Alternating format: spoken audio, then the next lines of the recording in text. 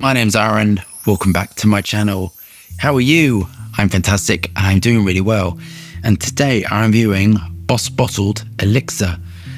And I'm fed up with the name Elixir. I wish I hadn't chosen it a few years ago, kind of whatever. I'm thinking about changing the names of Elixir to something else. Let me know in your comments if you'd like me to do that, or if you like the name, Elixir, or if you're bored of it. I'm kind of bored of it, to be honest. Anyway, it's £68 for 50ml and £100 for 100ml. The scent, an ambery woody Boss Bottled scent. This refined men's fragrance features warm incense, cardamom top notes.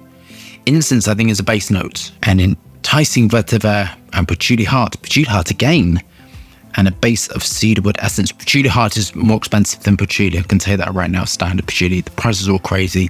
The more they alter a essential oil, the more expensive it becomes, more processing.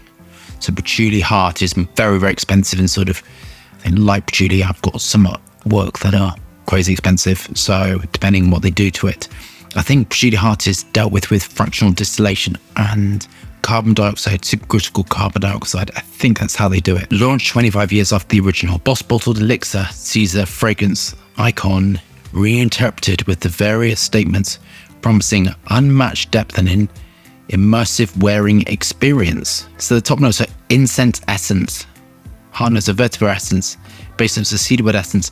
I would have put them all at base. They seem more base heavy, so this may be a base heavy fragrance. So I would put the incense is definitely a base note for me, because the raw materials are heavy, vanillin, benzoate, cinnamon, eugenol, all that sort of stuff. Vetiver is absolutely a base note. Cedarwood can be a top note if it's cedarwood atlas. That's very top heavy. Different types of cedarwood are normally middle to base, I would sort of say. And I think about the base of it as the more volatile raw material is. So things like citrus are top notes because they come off first. Middle notes sort of stay there for a few hours. Base notes are there for longevity, like musks, vanillin. Some musks are top note as well. Aventalide, romanolide, they're top note, but base notes are generally very heavy. When you look at these raw materials at room temperature, how they move, the move and flow, the viscosity of them will tell you generally where they'll go within a formula and how they act as well.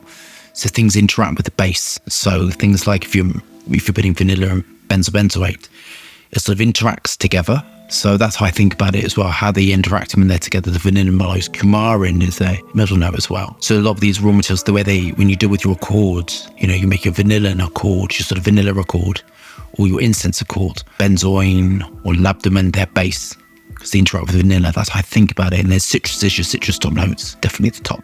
Anyway, enough babbling and on to Boss Bottled Elixir. So interestingly about Boss, there was a company in Wales that made beer called Boss Beer, I think. And Boss Bottled, go and have a look at the online of it. Boss Bottled took them to court. I can't remember what the outcome was because they were using the name. When I think about Hugo Boss now, it puts me off the brand slightly. Ethics are so important, I think. Who we are as a human being, you have to protect your company, absolutely 100%. But I kind of think this tiny company and Hugo Boss being just an enormous multinational just sort of puts me off the brand a little bit, to be honest. Anyway, on to the cap. The cap is horrible. It's plastic. So I'd love to see us getting away from plastic and getting onto metal. So let's look at the atomizer. Sorry. So I love this. I think it's like really rich, vanilla-based wood raw materials. Lux alone is horrible on its own. It's horrible raw materials, indispensable within a formula. It sort of can balance sweetness. So if you've got a formula which is very, very sweet, vanilla, ethyl vanillin, coumarin, acetates and glutanates, they can be sickly sweet. And sometimes you need a light cooking, sometimes you need a wood raw material to balance the formula. And Lux alone and Cephalace, those two sort of smell quite bitter and unpalatable, especially ionones, that sort of stuff. But light cooking, you need to balance with some sweetness, with some spice, with some aspects to sort of bring it back into the middle. And then it smells balanced and complete. And that's really what the skill of the perfumer is balancing sweetness. And that's the length of the time in developing a fragrance as well. Choosing your raw materials is kind of the easy bit. You kind of think, okay, each perfume works as they are. But things like how much this is going to be a gourmand sort of like fragrances. These are the sort of vanillin, ethyl vanillin, coumarin, You know, has it got C14, C18 aldehyde in it? You know, where am I going to take this? You know, what are the naturals going to be? How are they going to work together? What percentages? What price? How long do I want it to last? This is really beautiful. The vetiver in this is really, really lovely. And sort of the skill of the perfumer is balancing all these things in your mind, and sort of it's all maths and all percentages and, you know, working on what it is. I never test it on strips, actually. I test it straight on the skin. That's why my fragrances always, you need to wear them. And some high street fragrances, sort of you get that, I've noticed, you spray on a test strip and you get that radiance of a test strip and you're like, oh my God, that's amazing. And when you try it on your skin, they kind of don't work, or you just don't you get too much sillage and not enough weight to it. So it's kind of like gone and fleeting. But I always test stuff on the skin, which means there's a limit to what I can do in the day.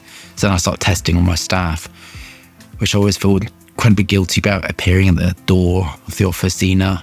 Can I try some new spraying or new, seeing what they think? Anyway, but this sort of skill of the perfumer is sort of balancing wood raw materials with sort of fruit raw materials. Ethyl maltol, if you want the ethyl maltol whipping for the base, this does not. Because sometimes ethyl vanillin, coumarin vanillin can be sweet enough. And if you over sweeten it with ethyl maltol, it can be sort of a bit sickly sweet. You know, for my taste. Dihydromercenol, acetates, linalool, apple acetates in it, fruit raw materials. Beautiful musk accord, metallic musk, smooth musks of the smooth vanillic musk of the ethylene bracelet, cedarwood. Onto my final thoughts. I love this. I think it is super fantastico. Absolutely my style of perfumery with the sort of wood raw materials. It's a beautiful oriental fragrance. It's definitely autumn, winter, spring. You wouldn't want to wear this in the summer. It'd be too chlorine. Vanilla in the sun is horrible. It smells of suntan lotion. But this is sort of light, airy, substantial, spicy. It contains a raw material called norlimbinol and cashmerin, and those two combined are absolutely glorious. It's got some ambers in it as well. Those raw materials are great, but you can smell the norlimbinol. Some people out there are very sensitive to norlimbinol, and some people are not. I love it. It's one of the raw materials. I love the amber raw materials, of sort of amber max and norlimbinol, timbrol. I love them. I think they smell really nice. They can give you sort of like a bright, clean, sawdusty sort of smell to it. Beautiful, sort of like a sandalwood accord in it. The sandalwood raw materials, Bangalore, Sandalore, polysantol, norlimbinol, all those sort of stuff are really massive classification. I love this. The price is outstanding. This is beautiful perfumery. I really love it. I think it's really great. I'm going to give it a 10. I just love it. I wouldn't change it at all.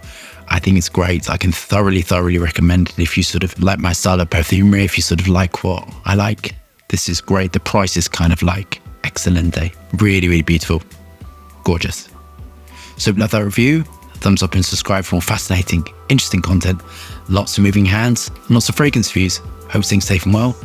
See you soon.